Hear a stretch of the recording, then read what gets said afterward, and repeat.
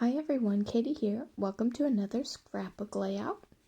Today I am doing a double page layout with some photos of my mom and I at Red River Gorge in eastern Kentucky. I am using mostly the One Canoe to Twilight paper that I've gotten at Joann's recently, and I really like this paper. I think it works very nicely for outdoorsy layouts. So as you can see, I'm starting with this nice black and white base. I use that for both pages, but then I take the lightning bug paper and put it as a background on the kind of red striped paper. I have 4 photos and they were all 4x6, but I went and trimmed about a half inch off of each, a quarter inch off of each side, so that they would mat nicely on my paper. And I am just using this Fiskars trimmer in order to do that.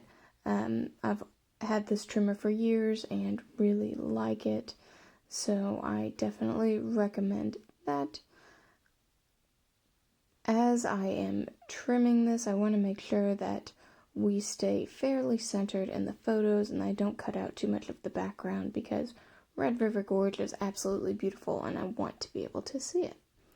So I grab my first page of my layout and just set the second one aside. I know I want to adhere this paper down, so I am lining it up where I think I want it, and I trim off just a little bit of the red striped paper so that you can see the background still on the back of the page once I adhere all of it down. So I put down the lightning bug paper first. I have it just about a quarter inch off of the far left side of the page, and there's an inch gap at both the top and the bottom. And I like how that turns out. I put the red stripe paper so that there's about a quarter to half an inch showing on either side. I stick that down, and then I use this kind of purple, I almost think of like wooden slabs of wooden grain paper, and I decide to mat my photos together. So I only make one photo mat and they are on the same piece of paper, but they do have like a little bit of a gap in between them, as though they are matted separately. And I decide to go ahead and put those towards the top rather than centering them in that red paper, because originally I thought maybe I'd do my journaling underneath of them, or it just kind of gives a nice open area for embellishment. So I'm happy with the way that first page is turning out so far. So I go ahead and grab the other page. I know I want to do the same thing with having just a little gap to see the background paper underneath the red paper, and I do use my first piece of layout to kind of line up the second piece. I want them to be in the same spot. And I have just a little strip of this lightning bug paper left, so I go ahead and put a little down just to bring it into both sides. I really think that it pulls the layout together to have that same paper on both pages of it. And now I'm putting down my photos. This time I'm having them go up and down instead of side to side. I just want to add a little extra layer of interest on my paper and something a little different. I don't want 2 pages looking exactly the same. So I go ahead and stick those down. Again, I did that kind of 2-in-1 matting. I put both pages on one mat, which I really like. And now, so far, I'm happy with how they're looking, and I want to add just a little bit of embellishment. These were the branding strips that were on the papers, and I think that they look nice on the bottom of the page, so I go ahead and snip those down a little bit so that they can fit nicely on the page. And I just used my Tombow tape runner to adhere them both down to the page. And I really like how they turned out. I didn't want them to be perfect on there, so as you can see, they do not line up nicely. So now I am taking that paper, and this is the back side of the purple page, and I am fussy cutting a bunch of these cute little moths out of the back of the page. And don't worry, I will not make you watch me fussy cut a bunch of little moths out, but I do go ahead and cut out quite a few of them just to use as extra embellishment, and I figured any that I cut out now and don't use, I can use later.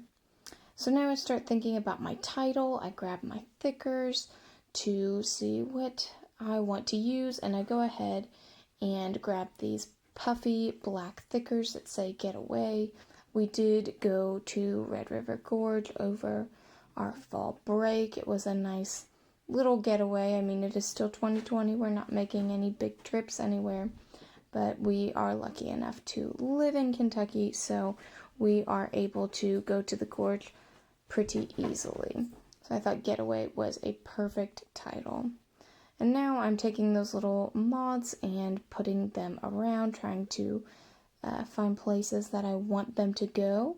And I'm using just one line of adhesive, of that Tombow adhesive, in the middle of each moth, and then 2 little foam squares to pop up the wings of the moths. I think it just gives it a little something extra to make them look a little more dimensional on the page. And then I kind of pause on my embellishing, and I decide I want to do my journaling, so then I can figure out where my other embellishments go. I make a pretty large journaling area over there on the far right, and I am just writing about our trip. We ended up doing quite a bit more hiking than we intended to. We ended up taking the wrong trail down part of it, but it made a big loop, so it worked out. We were just a little bit more tired than we had anticipated, but it was still a very good trip, and it was super interesting. We actually saw some of the damage from the wildfire that had happened earlier in 2020, so that was really interesting to see the aftermath of that while we were hiking. But that's just what I write about there in my journaling, and as you can see, I definitely used that whole space. And at first I wanted to make it kind of centered, having more of that leftover red space in the bottom, but then I decided, you know what, I can just add some of these little moths as embellishments, and that should kind of balance out that open red space and all of my journaling below. So that is what I do, and I do pop up the little moth wings again. Now the one little moth on the left that did not have its wings open did not get popped up, and I'm okay with that. I'm okay that it's a little bit different than the other ones. I still like it, so that works for me. And this is one other branding strip that I'm putting down now. It's got like a light pink and white houndstooth print on it, and I thought it just added a little something. It gave a little more interest to that kind of open red space, and I wanted to definitely bring it in on the other side as well. So that is what I do with that. And now I'm grabbing just my embellishment box. It's got a whole bunch of stickers. These are some puffy stickers that I got at Joann's. They're just in those bins full of Park Lane embellishments. I got them on sale, and they are working out pretty nicely, I think. So I go ahead and add some flowers and some of the little patterned diamonds as well. Now I'm looking at a sheet of stickers that came from the Hey Hello sticker book by Jen Hatfield, and I really like that they add just a little gold element to my pictures. I just put these little gold leaves under each of the flowers, again just to add a little more something going on the page. And then these last stickers that I'm putting down are just little gold stripes from a very large book of stickers that are intended for planners, but I liked what they added, so I used them anyway. And now I have a Jelly Roll pen. It is just glittery, so I am adding just a little bit of glitter to each of the little moths. I'm just tracing over parts of the patterns on their wings, And I know it's hard to see right now in the video, but I really do think it adds a little something extra. And I just like to add extra glitter, and these pens are super cool. So I enjoy using them. And my layout is starting to come together now. I was debating, should I add more? Should I find more embellishments? But I really like all the papers and everything that I can see. So I decide I'm just going to add some little splatters. I go ahead and grab my Heidi Swapp Color Shine. This is the color Amethyst, and I just do a bunch of splatters all over the paper. I do use an old Joann's receipt to cover up my photos just so I don't get splatter drips all over them. And behind my paper, I am using just a piece of craft foam that helps to absorb the ink fairly quickly if I do kind of over splatter on my page. I don't want it getting all over the nice self-healing mat below. So this will do it for my layout. Thanks so much for watching. Bye.